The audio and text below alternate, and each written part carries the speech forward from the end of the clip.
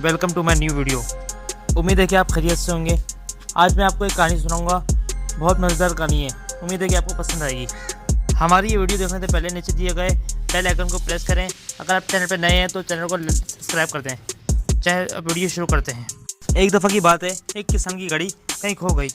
घड़ी तो बहुत कीमती नहीं थी, मगर वो किसान के लिए बहुत ख़ास घड़ी थी, क्योंकि वो उस घड़ी से अपने वक्त का पता लगाया करता था और वो उस घड़ी को किसी भी तरह वापस पाना चाहता था। उसने खुद भी घड़ी ढूंढने के लिए काफ़ी मेहनत की, जद्दोजहद की। कभी वो किसान कमरे में देखता, कभी अनाज के ढेर में। काफ़ी कोशिश करने के बाद उसको वो घड़ी ना मिली। उसने ऐसा किया कि उसने सोचा कि इस काम में अब वो बच्चों की मदद लेगा। किसान ने ऐसे ही करा और बच्चों को कहा, कोई भी मेरी घड़ी निकाल देगा तो मैं उस बच्चे को 200 रुपये इनाम दूंगा। और वो तमाम बच्चे किसान की घड़ी ढूंढने में लग गए। अब हर बच्चा दिलजमी के साथ हर एक कमरे में, हर एक जगह पे ढूंढने में लगा हुआ था। काफ़ी कोशिश करी और इसी में ही घंटे बीत गए और किसी को घड़ी ना मिल सकी। और अब सभी बच्चे हार मान चुके थे और अब किसान को भी यही लगा था कि अब घड़ी नहीं मिलेगी। तभी एक लड़का किसान के पास आया और बोला, काका मुझे एक अलग मौका दो जिसमें मैं आपकी घड़ी ढूंढूंगा। मेरे साथ कोई और बच्चा शामिल नहीं होगा। इस गेम को मैं अकेला ही करूँगा। और फिर क्या था, काका को अपनी घड़ी से मतलब था। काका ने उस बच्चे को इजाज़त दे दी।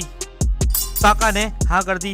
अब लड़का एक एक करके एक एक कमरे में जाता और जाके देखना शुरू करता, छांटी पीटी करता। और जब वो किसान के सहन से निकला तो उसके हाथ में घड़ी थी। किसान बच्चे के हाथ में घड़ी देखकर शौक हो गया।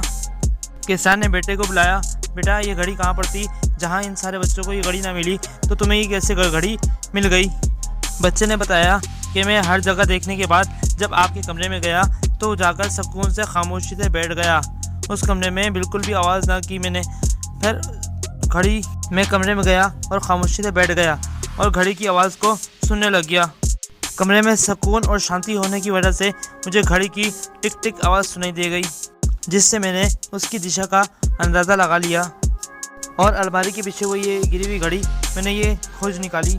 जिस तरह कमरे की शांति घड़ी ढूंढने में मददगार साबित हुई, ठीक इसी तरह मन की शांति हमें आगे बढ़ने के लिए बहुत काम देती है। ठीक इसी तरह हमें अपने लिए रोज़ाना वक्त निकालना चाहिए जिसमें हम बिल्कुल अकेले हों और अपने आप से बैठकर कुछ बात कर सकें और अपने दिल और दिमाग की आवाज़ को सुन सकें। इसी तरह हम अपनी ज़िंदगी को एक अच्छी तरीके से जी पाएंगे।